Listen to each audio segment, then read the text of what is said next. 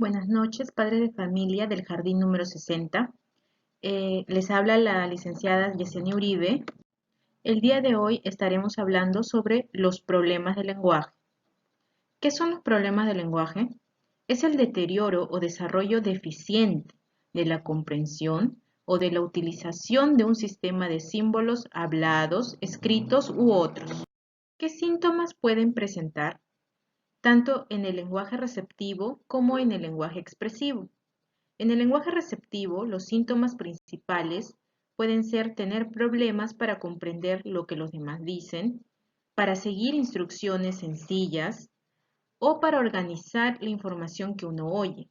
Estos síntomas son algo difíciles de detectar a temprana edad. En el lenguaje receptivo se requiere que a veces al niño se le repita más de 3 veces para que pueda entender.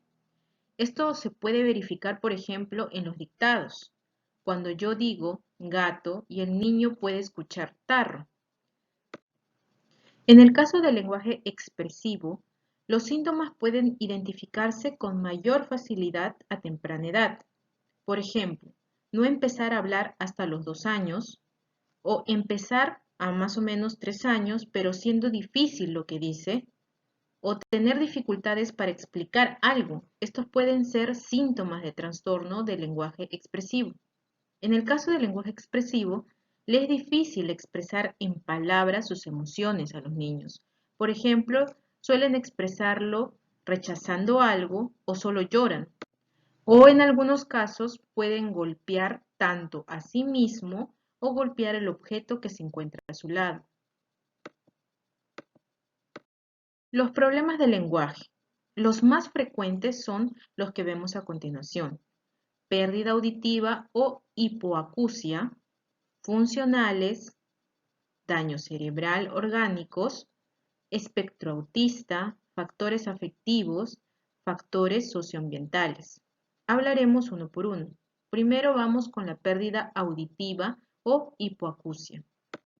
Este es causado por escuchar en alto volumen o, por ejemplo, hay algunos padres de familia que ponen audífonos a los bebés en algunos casos y esto, obviamente, a temprana edad no es adecuado. También puede ser genético o por algún tipo de accidente. Los problemas del lenguaje funcionales. Por ejemplo, tenemos la tartamudez. Problemas del lenguaje del daño cerebral. Es por lesiones específicamente en el sistema nervioso central y periféricos. Por ejemplo, tenemos a afasia, alalia y disartria. Los problemas del lenguaje orgánicos son físicos. Por ejemplo, puede tener paladar hendido, labiales, mandibulares, dentales y nasales. Problemas del lenguaje de espectro autista. Esta palabra abarca todos los síndromes. Ejemplo tenemos síndrome de Asperger, síndrome de Down, autismo, etc. Este está relacionado con el retraso mental. En algunos casos puede ser leve, en otros puede ser moderado o en su caso puede ser severo. Los problemas del lenguaje de factores afectivos puede ser, por ejemplo, la pérdida de un ser querido, el nacimiento de un nuevo integrante en la familia, por ejemplo, un bebé, o la separación de los padres como el divorcio. En el caso de los problemas de lenguaje de factores socioambientales, son por ejemplo un cambio de domicilio, un cambio de colegio, un cambio de escuela o la integración y adaptación en grupos de amigos. Las características más frecuentes que tanto el padre como los docentes deben darse cuenta lo hemos resumido en 6 puntos. El primer punto, vocabulario reducido. Por ejemplo, cuando dicen agua, papa, meme, etc., no utilizan un verbo para poder conectar este objeto con el verbo, obviamente. Por ejemplo, dame agua o quiero agua. Solo piden objeto y aquí lo que más se recalca es que los padres puedan enseñar a los niños a pedir por favor las cosas. Como segunda característica importante es que utilizan gestos para darse a entender. Por ejemplo, en algunos casos no piden o hablan, solamente señalan o quitan. Tal es el caso de cuando hay más de un solo hermano en una familia. Alguno de los hermanos tiene algo que al otro le interesa o quiere, pero no lo pide, solamente lo señala o en su defecto lo quita. Otra característica, por ejemplo, las frases muy simples. Cuarta característica, habla infantilizada. Aquí, por ejemplo, están los llamados niños engreídos o aquellos que hablan como bebitos. Otra característica, la quinta, es presentan desorden en la secuencia de las oraciones. Esto es, por ejemplo, los niños de 5 años en adelante dicen yo quiero agua o dame agua. Sin embargo, aquí se presenta, por ejemplo, un desorden. En vez de decir yo quiero agua, agua quiero yo. No hay un orden concreto de la secuencia estructural. Como última característica dicen dificultades en el uso de pronombres, artículos y plurales. Es decir, hablan solo relacionado con el objeto. Por ejemplo, agua o sopa o solamente relacionado al objeto. Tenemos recomendaciones para los padres. Lo hemos dividido en las más principales. Por ejemplo, fomentar el lenguaje a través de la narración o cuentos de lectura. Es decir, hacer que los niños puedan leer o tengan alguna narración favorita, ¿no? Y poder fomentar ese lenguaje. Hablarle sobre lo que le produce curiosidad o realizarle preguntas. Por ejemplo, acerca de su dibujo favorito, o puede ser lo que haya pasado en el entorno o en su hogar o en su colegio. Cuando diga mal una palabra, solo repetirla varias veces de una manera adecuada. Y asimismo, no, por ejemplo, hay algunos casos en donde la R o la S no es fácil decirlo. En estos casos se le podría repetir varias veces para que no sienta que lo están corrigiendo de una manera adecuada, de un tono adecuado para evitar así de que se sienta presionado o sienta miedo o vergüenza de lo que le están corrigiendo, ya que no todas las personas asimilan de una forma adecuada estas correcciones. También inventar y contar historias, cantar y bailar o narrar las actividades diarias. En este caso, durante esta cuarentena en la casa se pueden hacer varias actividades, se podría aprovechar en hacer varias actividades. Entonces se puede realizar estas actividades y al finalizar se le puede preguntar qué es lo que ha hecho durante el día. Y aquí es donde los niños pueden decir, por ejemplo, hoy realicé o limpié mi cuarto.